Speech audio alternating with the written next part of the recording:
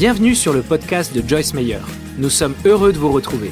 Chaque jour, des encouragements pour recharger vos batteries, vous inspirer et vivre une vie épanouie.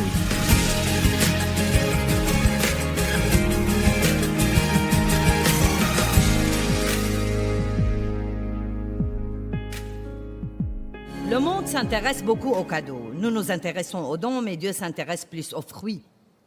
Les dons sont offerts. Ils ne requièrent pas beaucoup d'efforts de notre part. Le fruit est développé.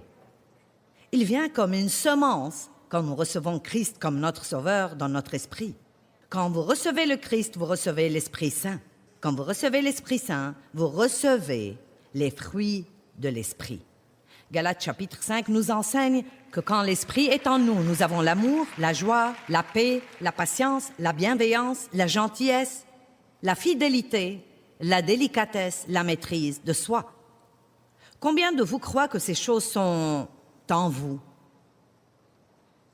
Alors nous n'avons pas besoin de payer pour quelque chose que nous avons déjà. Nous devons demander à Dieu de nous aider à apprendre comment les utiliser et les vivre.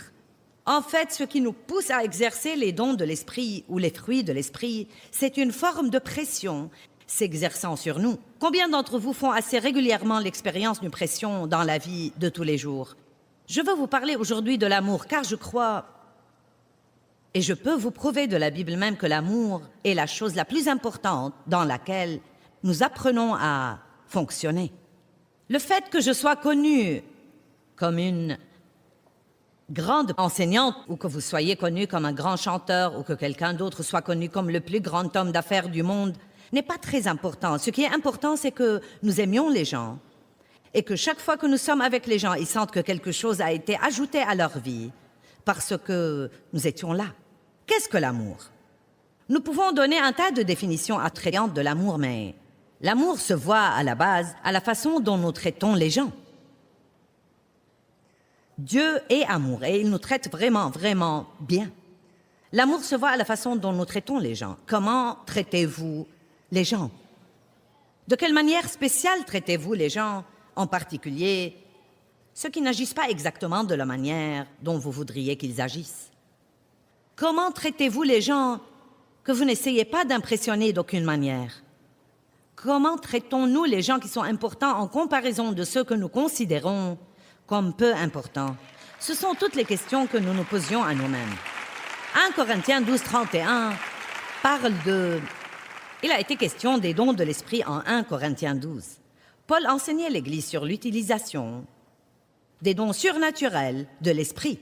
Et puis il leur dit, je vais vous montrer une voie encore plus excellente. Regardons 1 Corinthiens 12, 31 et entrons de là dans le chapitre 13. Désirez intensément et cultivez avec zèle les plus grands et les meilleurs dons et grâces, les plus grands dons et les grâces supérieures, et je vais encore vous montrer une voie qui les dépasse toutes. Une qui les dépasse de loin, la plus élevée de toutes, c'est l'amour.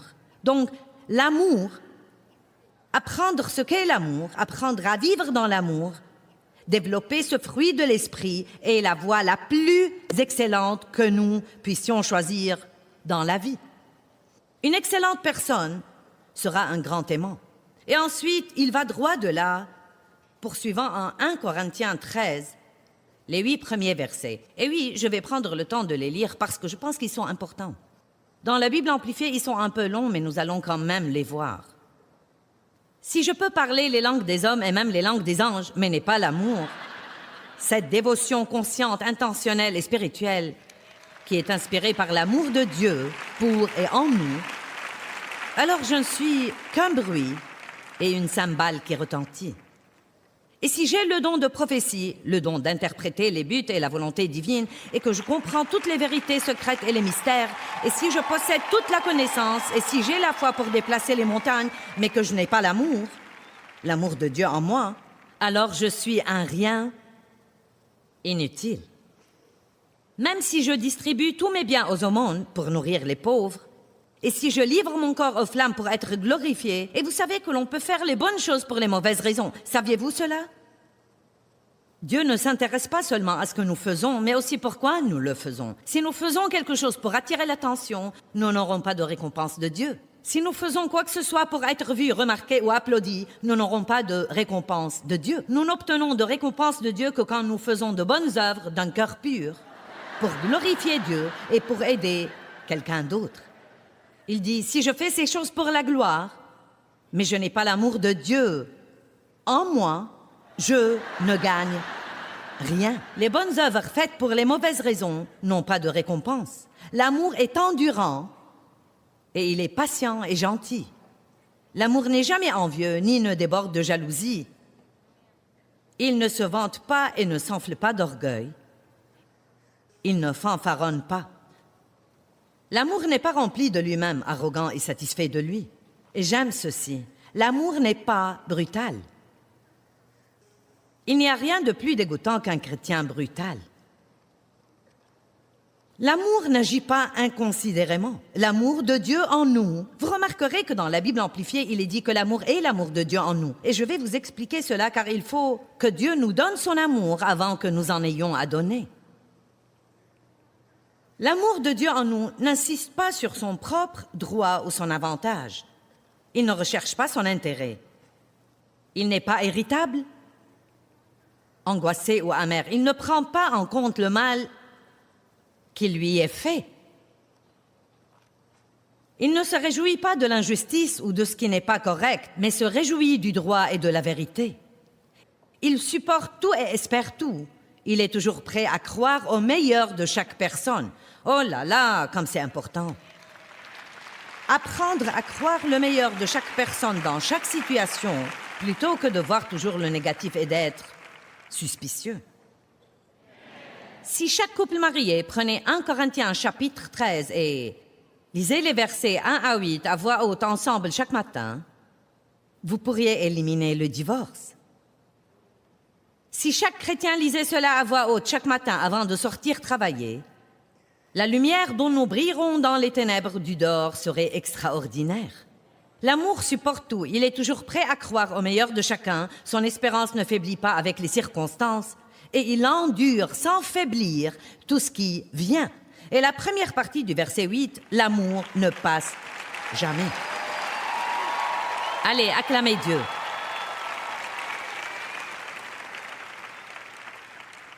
Je ne sais pas ce que vous passez votre temps à étudier, mais je sais que j'étais une chrétienne depuis de nombreuses années avant de passer un moment à étudier l'amour. J'ai étudié le succès, j'ai étudié la prospérité, j'ai étudié la foi, j'ai étudié la puissance, j'ai étudié les dons de l'esprit, j'ai étudié le combat spirituel, j'ai étudié tout un tas de choses. Mais malgré tout, ma vie chrétienne ne fonctionnait pas bien. Maintenant, soyons juste honnêtes. Depuis combien d'années allez-vous à l'église? Et dans quelle situation votre vie est-elle encore? Est-ce que vous avez la victoire, l'équité, la paix et la joie? Combien de temps passez-vous sous la condamnation? Portez-vous du fruit? Êtes-vous satisfait? Aimez-vous votre vie? Marchez-vous avec autorité sur Satan? Ou sentez-vous encore qu'il y a quelque chose qui manque et que vous êtes fatigué de combattre quelque chose tout le temps et vous vous demandez, bien que vous pensiez faire tout ce qu'on vous dit, pourquoi ça ne s'ajuste pas et ne fonctionne pas pour vous? Je vous vois faire ça.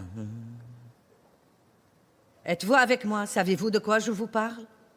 Ce qui me manquait était que je ne connaissais rien au sujet de l'amour et je pense que ce peut être ce qui manque à beaucoup de gens. Quand j'en suis venue à demander à Dieu quel était mon problème, j'ai su qu'il me répondait « Tu es très égoïste. Tu penses à toi tout le temps. » Alors j'ai commencé une étude intense sur l'amour parce que j'ai trouvé que c'était plus qu'un mot qu'on lance dans l'Église. Nous aimons tout, de la crème glacée aux chiens. Et nous ne savons pas ce que cela signifie. C'est pourquoi Jésus a demandé à Pierre 3 fois « Pierre, est-ce que tu m'aimes ?» « Oui, Seigneur, tu sais que je t'aime. »« Pierre, est-ce que tu m'aimes ?»« Oui, Seigneur, tu sais que je t'aime. »« Pierre, est-ce que tu m'aimes ?» Et en Jean 21, il est dit que Pierre était attristé que Jésus lui pose 3 fois la même question. « Est-ce que tu m'aimes ?» Peut-être que je devrais m'arrêter juste 1 minute et dire « Aimez-vous Dieu ?» Aimez-vous Dieu? Est-ce que vous aimez vraiment Dieu?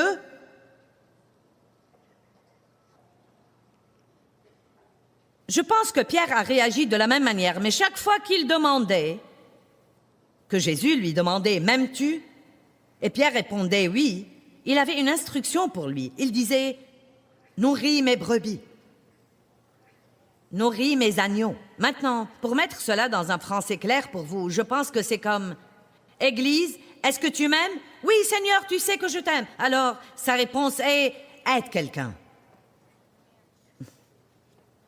Église, est-ce que tu m'aimes? Ouais, Seigneur, tu sais que nous t'aimons. Alors, aidez quelqu'un.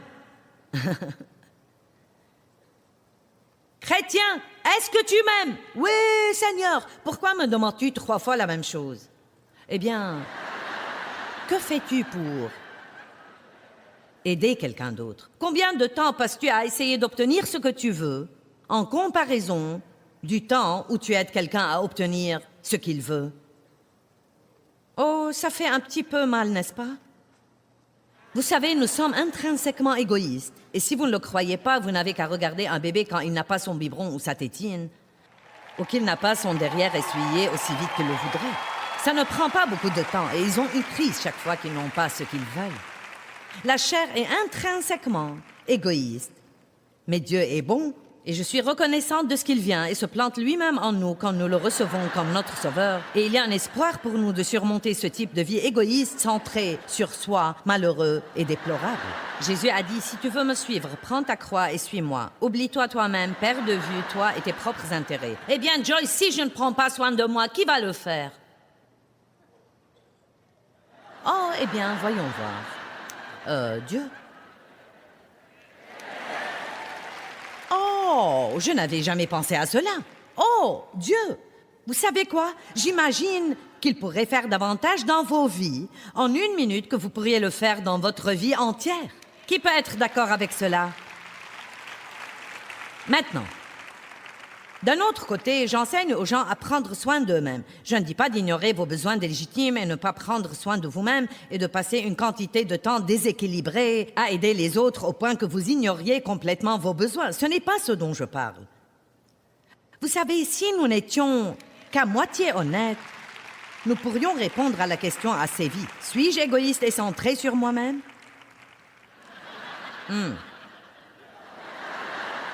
Vous allez vous amuser aujourd'hui. Comment est-ce que j'agis quand je n'obtiens pas ce que je veux? Nous développons ce sur quoi nous nous concentrons. Si vous vous concentrez sur vous-même, alors vous allez vous développer vous-même. Mais si vous vous concentrez sur l'amour, alors vous allez développer l'amour. Vous n'allez pas devenir un grand aimant si vous n'étudiez pas l'amour. Je vous demande combien de temps vous avez passé dans votre vie chrétienne à étudier l'amour comme un sujet à part, ce que c'est, ce que la Bible a à dire à ce sujet. À vous concentrer sur l'amour, à aimer les gens exprès, découvrant des choses à ce sujet, étudiant chaque facette de l'amour, priant pour être une personne qui avance dans l'amour. Je n'ai pas du tout passé de temps dessus. Et quand Dieu m'a fait connaître quel était mon problème et que j'étais bonne pour en parler, mais pas pour le faire, alors je me suis mise à l'étudier intensément.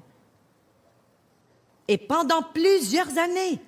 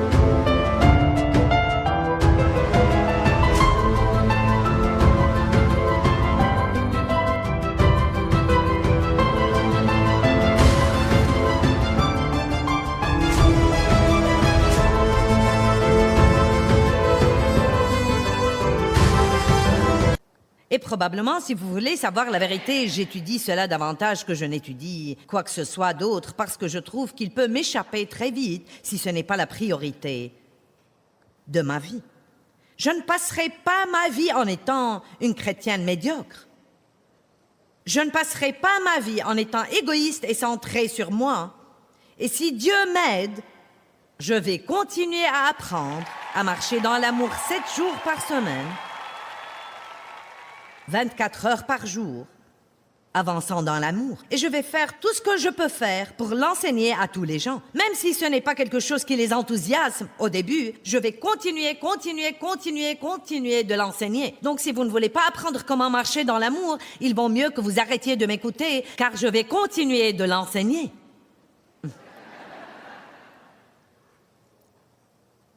Car je vous dis que cessez de penser à vous-même et demandez à Dieu à quoi il peut vous utiliser pour rendre meilleure la vie de quelqu'un d'autre et la réponse à tous vos problèmes. C'est la réponse à tous vos problèmes. L'amour pourvoit aux besoins. L'amour remet les gens debout. L'amour croit le meilleur. L'amour est patient. L'amour est bon. L'amour est gentil. L'amour est humble. L'amour n'est pas brutal. L'amour n'est pas susceptible. L'amour pardonne. Qu'est-ce que c'est? C'est Dieu. L'amour, c'est la façon dont Dieu nous traite. Et tant que nous ne traitons pas les autres comme Dieu nous traite, alors nous n'en savons pas assez sur l'amour. Je ferais mieux de le répéter. Tant que nous ne traitons pas les autres comme Dieu nous traite, je vais trouver quelqu'un dans ce bâtiment à qui parler et qui va faire attention. Tant que nous ne traitons pas les autres comme Dieu nous traite,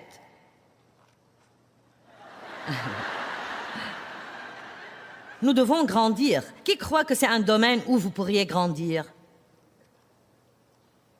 Qui croit que Dieu vous a amené à la bonne réunion aujourd'hui? Vous allez développer ce sur quoi vous vous concentrez. Après 33 ans, pendant lesquels j'ai été une étudiante sérieuse de la parole, et enseignant toutes ces années, j'en suis arrivée à la conclusion, et je le dis honnêtement, s'il vous plaît, écoutez-moi. Si vous avez jamais cru quelque chose que j'ai dit, croyez ce que je vais vous dire maintenant. J'en suis arrivée à la conclusion que si je me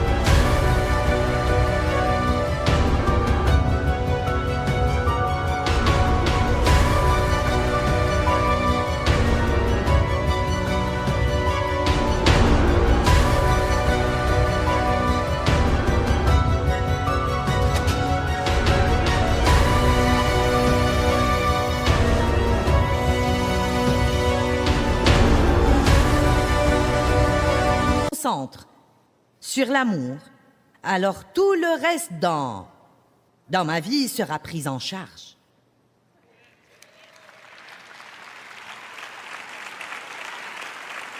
Jean 13, 34 et 35. Je vous donne un commandement nouveau, a dit Jésus. Ils étaient habitués à 10, qui ont été développées en 2000 lois et règles qu'ils devaient suivre pour plaire à Dieu, sous l'ancienne alliance. Maintenant, Jésus vient avec une nouvelle alliance, une nouvelle façon de vivre, une fraîche, nouvelle, vibrante façon de vivre. Et il a dit, maintenant je vais vous donner un nouveau commandement, et le voici, aimez-vous les uns les autres, juste comme je vous ai aimé. Vous voyez, tant que je ne sais pas aimer les autres comme Dieu m'aime, j'ai besoin de grandir. Ainsi, vous devriez vous aimer les uns les autres. C'est à ceci que tous sauront que vous êtes mes disciples, si vous vous aimez mutuellement, si vous continuez de manifester l'amour parmi vous. Maintenant, il faut qu'on ait une sérieuse discussion ici. Pourquoi l'Église n'a-t-elle pas un plus grand effet sur le monde?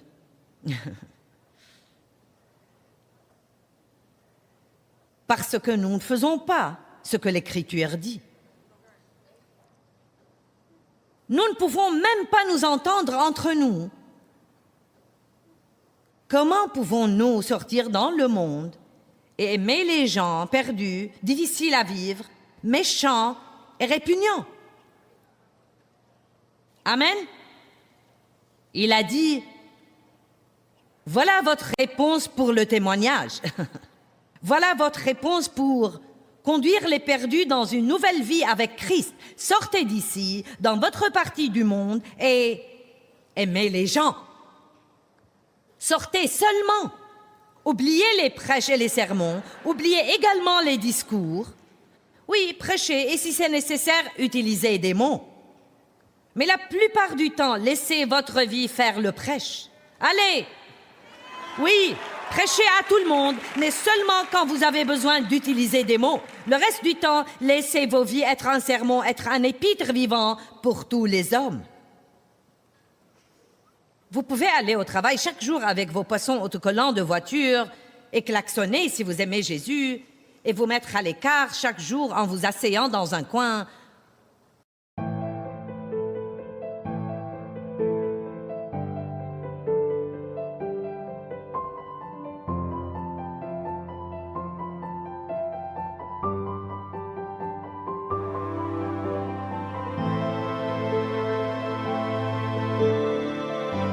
Pour écouter votre CD et agir comme si vous étiez meilleur que tout le monde.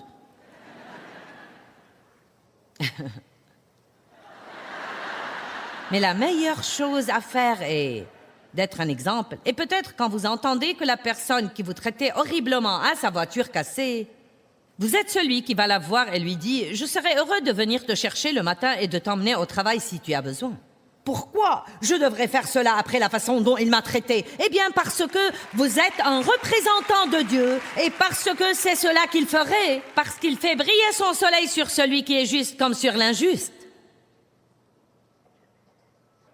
Si nous commençons d'agir ainsi, ça va être un peu difficile. Nous allons devoir avaler notre fierté et renoncer à la revanche. À la minute où vous dites « Je serais heureux de venir te chercher », ils savent bien comment ils vous ont traité. Et à cette minute, vous êtes en train de remuer leur cerveau parce qu'ils ne comprennent pas. Alors tout d'un coup, si vous avez un autocollant sur votre voiture, ça peut un peu faire sens pour eux. Sinon, ça n'a pas du tout de sens. Je me souviens d'une fois, c'était il y a longtemps, je prêchais dans une petite réunion à Saint-Louis et c'était bien avant que je passe à la télé et que je commence à voyager comme je fais maintenant. Nous avions un couple d'aveugles qui venait à notre réunion chaque semaine et qui prenait les transports publics pour venir. Et quelque chose s'est passé avec le service de bus et ils n'allaient plus pouvoir venir en bus au groupe d'études bibliques. Et ils m'ont demandé si je pouvais trouver quelqu'un qui accepterait de les prendre en voiture et encore de les ramener. Et vous savez, ils ont dû arrêter de venir parce que personne ne voulait faire de détour. Alors que c'est triste. Il est évident que tout le monde n'est pas comme ça. Il y a plein de gens formidables qui font des choses pour les autres tout le temps. Mais nous ne sommes pas suffisants. Et nous devons apprendre ce qu'est vraiment l'amour et que c'est plus que juste un chant que nous chantons et quelque chose dont nous parlons. Romains 5:5 dit « L'amour de Dieu a été répandu dans vos cœurs par le Saint-Esprit. » Donc vous avez l'amour de Dieu en vous. C'est là dans votre esprit, là où sont tous les autres fruits de l'esprit. C'est de cela que vous êtes plein. Je ne sais pas de quoi vous pensez être rempli, mais c'est de cela que vous êtes rempli.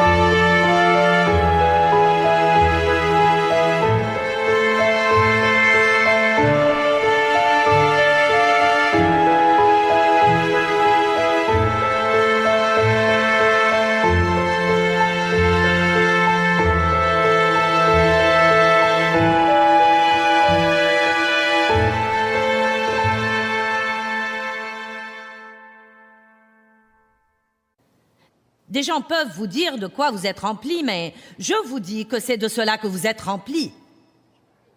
Amour, joie, paix, patience, gentillesse, bonté, fidélité, délicatesse et maîtrise de soi. Ne dites jamais que vous ne pouvez pas vous contrôler. Si vous n'allez pas vous contrôler, alors au moins dites la vérité et dites « je ne veux pas me contrôler ».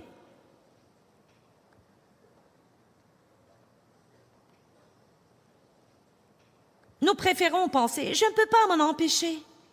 Non, Dieu nous a équipés pour la victoire.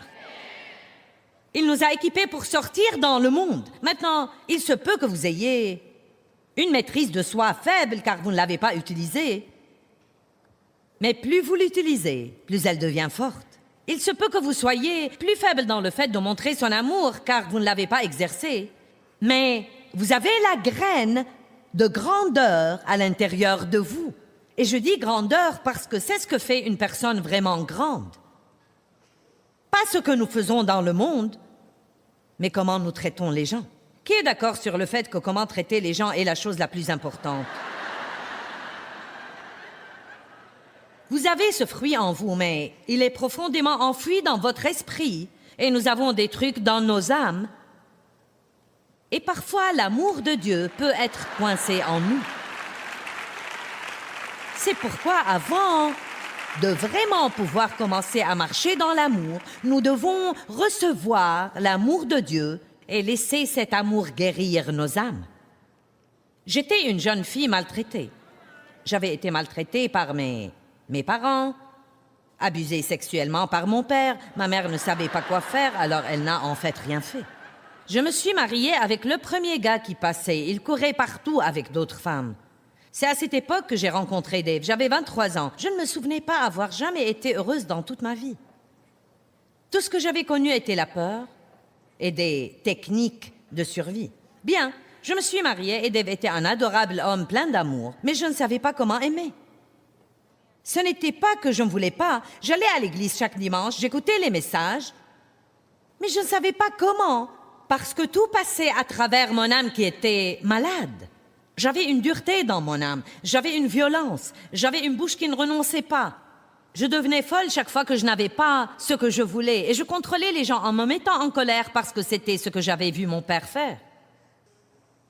Et je pouvais aller pour apprendre toutes sortes de principes. Je pouvais apprendre 20 manières de comprendre. Step 1, wake up early, gonna rise with the sun. Step 2, get some good, some food in you. Step 3, think real hard about what you wanna be. Step 4, everybody just do your thing. Wake up, today's gonna be a good day.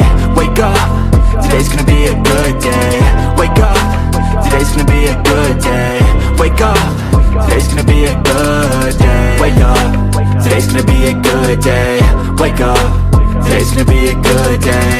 Wake up, today's gonna be a good day. Wake up, today's gonna be a good day. Yo. Set your affirmations, aspirations. I got shit to do, the aftermath of preparation. Good food, good mood, blood in circulation. One step at a time, yeah, that's how you make it. Set a goal you control and the steps you take them. I try to pick one thought, have some concentration. And if I make a mistake, it's called education. I try to do this every day, call it replication. Wake up, today's gonna be a good day. Wake up, today's gonna be a good day. Wake up, today's gonna be a good day. Wake up, today's gonna be a good day. Wake up, today's gonna be a good day. Wake up, today's gonna be a good day. Wake up, today's gonna be a good day. Wake up, today's gonna be a good day. So life ain't easy, yo, I think there's a reason though. Ups and downs, just like every different season, yo. Sometimes I'm high, other times I'm barely breathing, though. I always gotta fight and hide from the demons, yo. Negative thoughts are poison, they rot, Head full of flies, so here come the clouds, They'll never stop unless I can swap all the bad for the good in my head when I'm lost, Yeah, so I'ma fake it till I make it. Positive thoughts are overtaken, I got patience. One day at a time is how you operate a cadence. A flow, you grow, you show yourself a foundation. Stay away from all the shit that causes temptation. I know that I like to do it cause it's sensation. I live my life in my head like a narration. Don't expect greatness, do my best, man, I'll take it. Wake up, today's gonna be a good day. Wake up, today's gonna be a good day. Wake up, today's gonna be a good day. Wake up, today's gonna be a good day. Wake up, today's gonna be a good day. Wake up, today's gonna be a good day. Wake up, today's gonna be a good day. Wake up, today's gonna be a good day. Wake up early, gonna rise with the sun. Step 2, get some good, some food in you. Step 3, think real hard about what you wanna be. Step 4, everybody just do your thing. Combattre spirituellement et 12 manières d'être prospère et 16 manières de guérir et 18 étapes vers la victoire. Mais rien de cela n'allait me faire aucun bien jusqu'à ce que j'apprenne à recevoir l'amour de Dieu. L'amour de Dieu peut guérir votre âme malade. Et maintenant écoutez-moi, avant que vous puissiez vraiment aimer les gens, vous devez laisser l'amour de Dieu vous guérir. Maintenant, écoutez-moi. Et vous avez à apprendre comment vous aimez vous-même.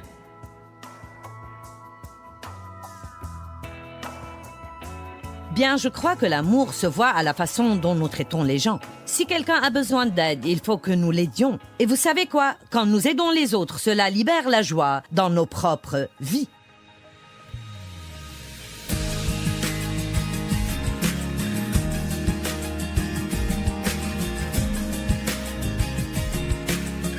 Merci beaucoup d'avoir écouté. Si vous souhaitez recevoir plus d'encouragement de la part de Joyce, abonnez-vous gratuitement à la newsletter mensuelle sur joycemeyer.fr/newsletter. Soyez bénis et à bientôt.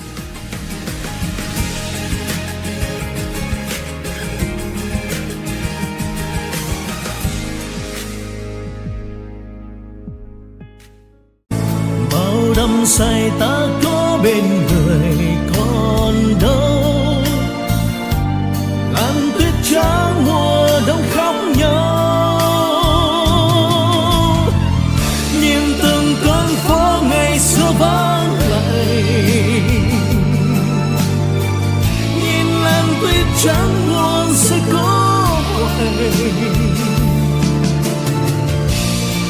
xưa ấy một lần lầm lỡ, thế nhưng lại đau vì ta mất nhau.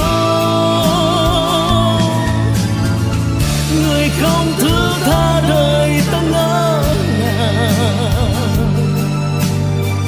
để cho thương nhớ về trong lỡ làng. Ngày ta xa một ngày mùa đông, tuyết rơi lạnh cóng, xót xa hoài mong. Bóng tuyết rơi một đời ta tới, đóng băng tim mình.